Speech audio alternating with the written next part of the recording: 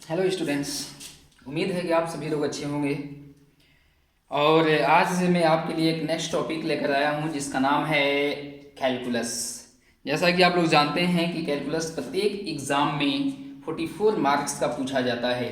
इसलिए मैथमेटिक्स के सभी टॉपिक्स में ये आपके लिए सबसे बेहद ही इम्पोर्टेंट टॉपिक्स है।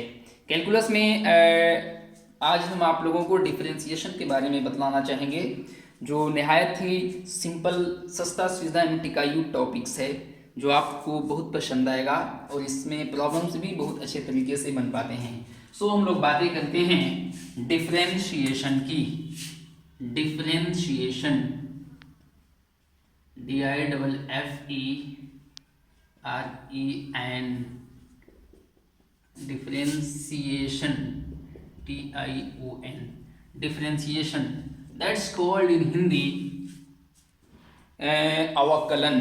हिंदी में अवकलन के नाम से जाना जाता है। इसको शाब्दिक अर्थ में जान सकते हैं। डिफरेंशिएशन बोले तो डिवीजन, डिवाइड करना, हमेशा dy/dx के रूप में ये व्यक्त करना है, किया जाता है इसको। और 11th क्लास में नॉर्मली इसके बारे में कुछ फार्मूलाज के बारे में आप लोग जानते होंगे, उसका प्रूफ और प्रमाण के बारे में भी आप सीख चुके होंगे।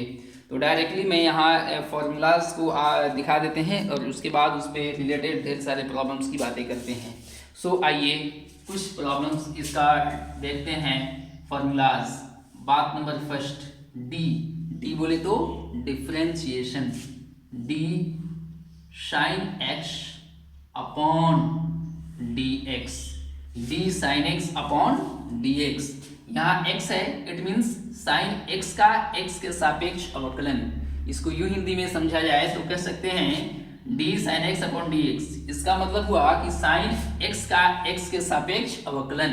यदि यहाँ पर डी साइन थीटा रहता तो नीचे थीटा लिखते तो हो जाता कि साइन थीटा का थीटा के सापेक्ष अवकलन। आई मीन यहाँ एंगल के रूप में जो कुछ भी रहेगा उसको उसके सापेक्ष अवकलन के नाम से जाना जाता है। तो D sine x upon D x का हो जाता है आपका cos x। साइन जनरली आपसे पूछा जा सकता है कि साइन एक्स का अवकलन क्या होगा, तो आप बता सकते हैं cos x, राइट। उसी प्रकार सभी ट्रिग्नोमेट्रिक फंक्शंस का होता है। इसका प्रूफ और प्रमाण आप लोग 11th क्लास वाले में देख चुके हैं। फिर भी यदि आपको चाहत होगी, आप आवश्यकता होगी कि यहाँ भी प्रूफ किया जाए तो आप कमेंट बॉक्स में लिखना न भूलेंगे। ओके, नाउ सेकेंड पॉइंट है आपका D cos x upon D x. I mean cos x का अवकलन माइनस साइन x हो जाता है। तीसरी point D tan x upon D x, tan x का आपका हो जाता है सेक स्क्वायर x। चौथी बात D cot x upon D x. I mean cot x का अवकलन आपका हो जाता है माइनस कोसेक स्क्वायर x। पांचवी बात आपका d sec x upon D x. I mean sec x का अवकलन हो जाता है आपका sec x into cosec x. छठी बात d cosec x, d cosec x upon D x. इसका हो जाता है minus cosec x into cot x. 11th class में इसके बारे में आप लोग सीख चुके हैं। कुछ एक्सपोनेंट्स के लिए होते हैं। 7th हो जाता है आपका डी एक्स पे power n upon D x. इसका हो जाता है n इंटू एक्स पे पावर n माइनस 1। 8वीं बात हो जाती है डी ई पे to the power x upon D X. E पे पावर x का x के सापेक्ष अवकलन ई पे पावर x ही हो जाता है। इधर आ जाते हैं 9th नंबर आपका डी ए पे power x upon D x. इसका हो जाता है आपका डिफरेंशिएशन ए पे पावर x log a, ए पे power x log a। 10th हो जाता है d log x upon D x. इसका अवकलन आपका हो जाता है 1 अपॉन x। एंड लास्ट एक आप समझ सकते हैं डी सी अपॉन dx। सी बोले तो कोई भी किसी भी कांस्टेंट राशि का अवकलन शून्य के बराबर हो जाता है। सो इतना प्रॉब्लम ये फॉर्मूलाज आपको हमेशा याद रखना होगा, जो आपके लिए बहुत ही आवश्यक होंगे प्रॉब्लम्स को सॉल्व करने में। सबको प्रूफ किया जा सकता है, 11th क्लास में सबका प्रूफ व प्रमाण बताया जा चुका है। फिर भी यदि आपको कोई प्रॉब्लम्स हो तो आप इसको कमेंट बॉक्स में लिख करके समझ सकते हैं। अब इसके बाद में कुछ थोड़ा सा नॉर्मली आपको रूल्स ऑफ डिफरेंशिएशन, इससे रिलेटेड ढेर सारे रूल्स हैं। मुझे लगता है कि ये आप समझ गए होंगे, इसका डिफरेंशिएशन ऐसे ऐसे होते हैं। अब नेक्स्ट इसका कुछ रूल्स के बारे में हम लोग देखते हैं, वह बातें करते हैं। आइए इसको हटा देते हैं। नेक्स्ट लेते हैं rules of differentiation. Rules of differentiation. Rules of differentiation बोले तो अवकलन के नियम। तो पहली रूल्स कहता है डी u प्लस माइनस भी upon D x is equal to हो जाता है आपका d u upon D x plus minus d v upon D x. Plus को अलग अलग भी आप करके समझ सकते हो। इसके बाद सेकेंड पॉइंट होता है डी यू इंटू भी upon D x. I mean D मतलब डिफरेंशिएशन, ये u हो गया फर्स्ट फंक्शन एंड u हो गया सेकेंड फंक्शन। आई मीन प्रथम फलन व दूसरा फलन। इसका पहले हो जाता है u into d v upon D x, इसके बाद plus v into d u upon D x. इसके बाद ये जो घटाव हो गया ये आपका गुणा के रूप में हो गया। अब तीसरी बात मल्टीप्लिकेशन के रूप में डी यू अपॉन भी upon D x is equal to हो जाता है पहले भी इंटू डी यू बटा में D x minus you into D भी अपॉन डी एक्स होल का बटा में भी स्क्वायर। यह डिवीजन के लिए आपका होता है। इसके बाद एक आप समझ सकते हैं चेन रूल।